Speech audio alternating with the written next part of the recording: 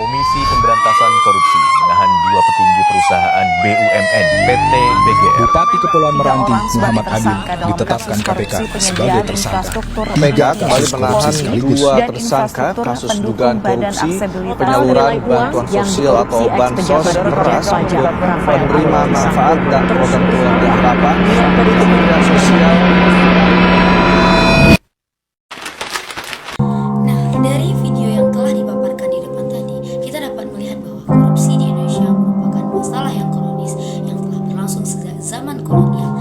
Perbuatan ini dilakukan dengan berbagai pola yang terus-menerus yang melibatkan penyalahgunaan wewenang untuk keuntungan pribadi dan seringkali tidak ada penegakan hukum yang tegas dikarenakan kekuasaan yang dimiliki oleh si pelaku. Dalam perspektif Islam, korupsi dilarang keras dan dianggap sebagai perbuatan yang zalim. Al-Quran menekankan keadilan dan larangan mengambil harta orang lain secara tidak sah. Hadis Nabi Muhammad juga memperingatkan tentang konsekuensi berat bagi pelaku korupsi. Hukum Islam menyebut tindakan korupsi dengan istilah jarimah atau jinayah. Kedua istilah ini mempunyai pengertian yang sama, yaitu perbuatan yang dilarang hukum Islam, baik perbuatan jiwa, harta, atau lainnya. Istilah korupsi dalam Islam sering disebut dengan ghulul atau penggelapan dan riswah atau suap. Pembahasan mengenai tindakan-tindakan yang dipandang sebagai korupsi dapat dilihat dalam beberapa ayat Al-Quran. Terdapat ayat yang menyebutkan bahwa dilarang makan harta sesama dengan jalan batil dan larangan tentang menyuap hakim demi menguasai harta yang bukan haknya. Korupsi merupakan masalah serius yang merusak masyarakat dan negara. Adapun dampak dari korupsi sendiri yaitu kerugian keuangan negara dan masyarakat. Yang kedua, kehilangan kepercayaan publik terhadap pemerintah. Yang ketiga, penghambatan pembangunan ekonomi dan sosial. Yang keempat, terjadinya kesenjangan sosial dan ekonomi.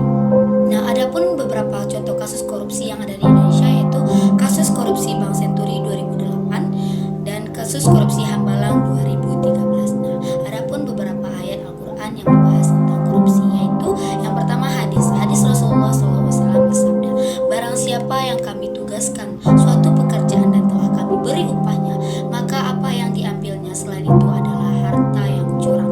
Hadis riwayat Bukhari dan Muslim. Yang kedua juga ada hadis riwayat Muslim yaitu tidaklah seseorang hakim yang memutuskan perkara dengan tidak adil kecuali dia akan mendapat laknat dari Allah Subhanahu wa taala.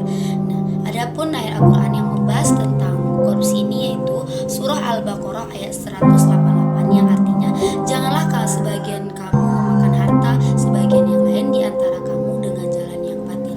Yang kedua ada surah Ali Imran ayat 161 yang artinya, barang siapa yang berkhianat dalam uang rampasan perang, maka pada hari kiamat ia akan membawa apa yang dikhianatinya itu.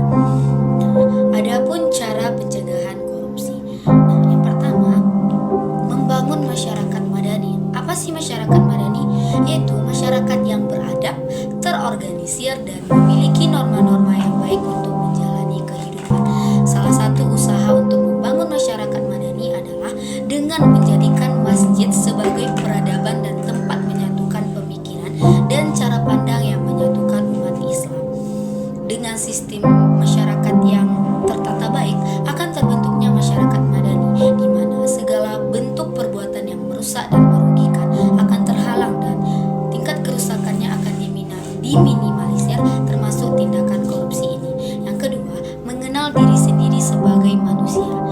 Sebagai manusia, perintah Allah kita harus mengenal diri sendiri, maka kita akan mengenali siapa Tuhan kita. Dengan itu kita termasuk menjaga diri dari perbuatan maksiat seperti korupsi tadi. Yang ketiga yaitu meningkatkan transparansi dan akuntabilitas. Yang keempat, membangun sistem hukum yang lebih efektif.